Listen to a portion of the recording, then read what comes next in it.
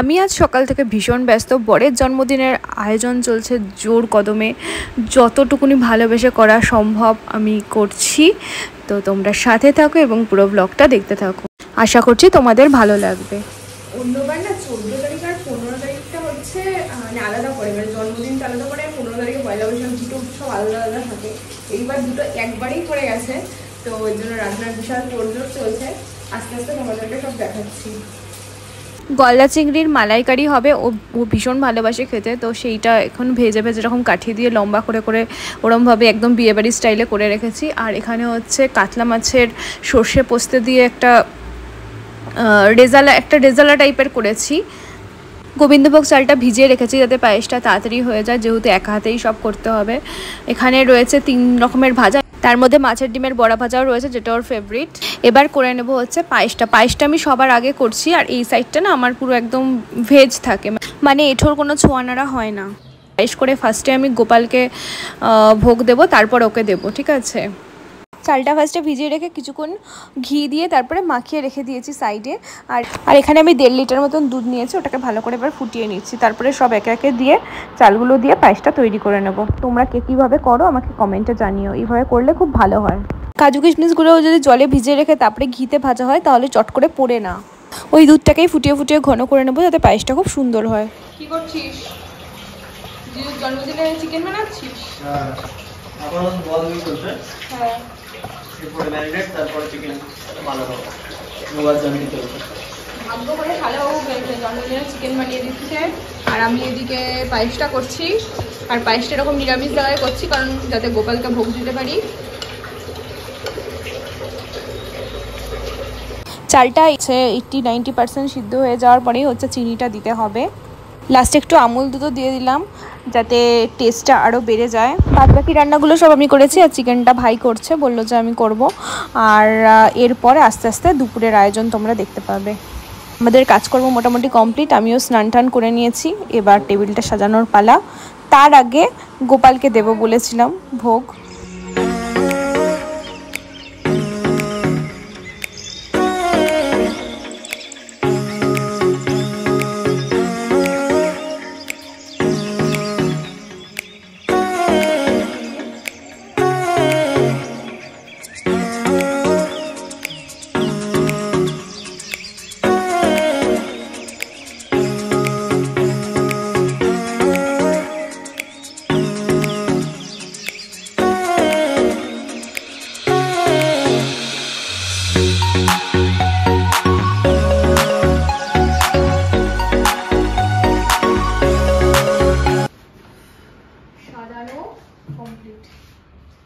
জন্মদিনে নিজের ভালোবাসার বা পছন্দের মানুষদের এরকম সাজিয়ে গুছিয়ে দিতে ভালো লাগে। আর তাছাড়া আজকে আমার পয়লা বৈশাখ, মানে ডবল সেলিব্রেশন।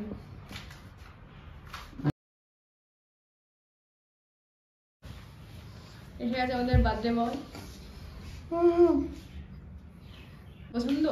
পছন্দ অসাধারণ আয়োজন, খুব ভালো পছন্দ। চিকেন, চিংড়ি, পায়েস, মাছ, ভাত, ডাল, 3 রকম ভাজা, ভাত, পায়েস। আর কেকটা বিকালে হবে। অসাধারণ, ধন্যবাদ।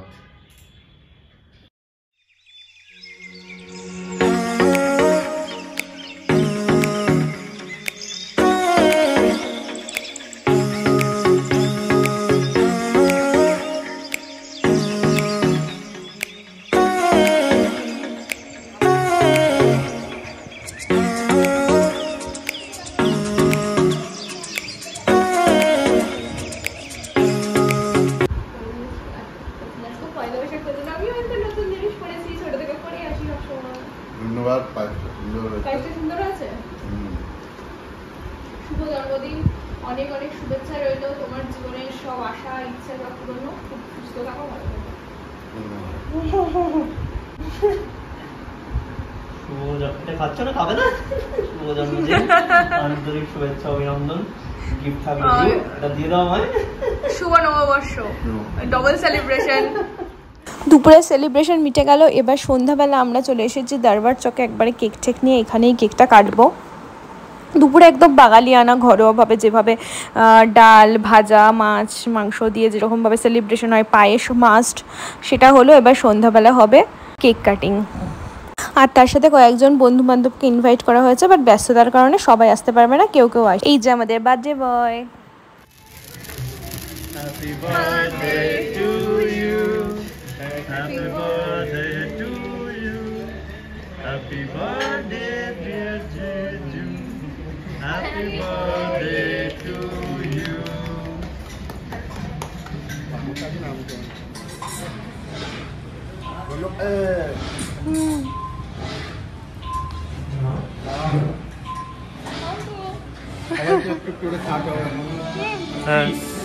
পিস বাহ বাহ বাহ, হ্যাঁ সবাই খাও, আমি খাচ্ছি, যাও যাও।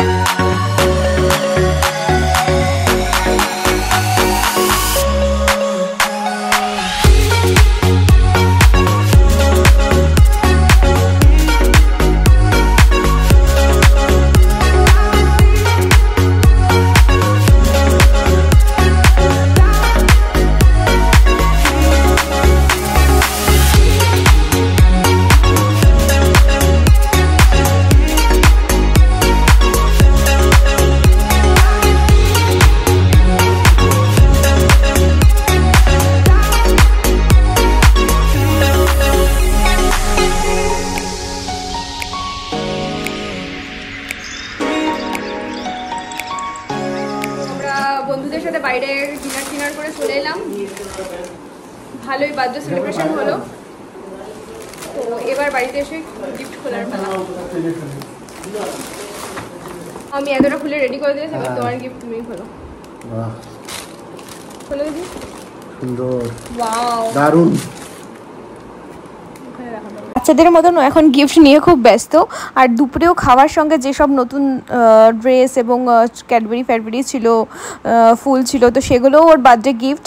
তো সকাল থেকে যে বার্থডে ব্লগটা শুরু করেছিলাম সেটা আমি এখানেই শেষ করছি। তো আজকের জন্য টাটা বাই বাই, এবং পরবর্তী ভিডিওর নোটিফিকেশান পেতে অবশ্যই বেল আইকনটি প্রেস করে রাখতে হবে এবং থাকতে হবে পাশে, আর আমার চ্যানেলে চোখ রাখতে হবে অবশ্যই। যদি আমার ভিডিও ভালো লাগে অবশ্যই লাইক কমেন্ট শেয়ার এবং সাবস্ক্রাইব করে পাশে থাকবে, এটারই রিকোয়েস্ট রইল, কারণ তোমাদের পাশে থাকা আমাকে অনেক এন্থো দেয় এক একটা ভিডিও তৈরি করার জন্য। সবাই ভীষণ ভালো থেকো এবং সুস্থ থেকো। সম্পূর্ণ ভিডিওটা দেখার জন্য সকলকে জানাই ধন্যবাদ। দেখা হচ্ছে পরবর্তী ভিডিওতে।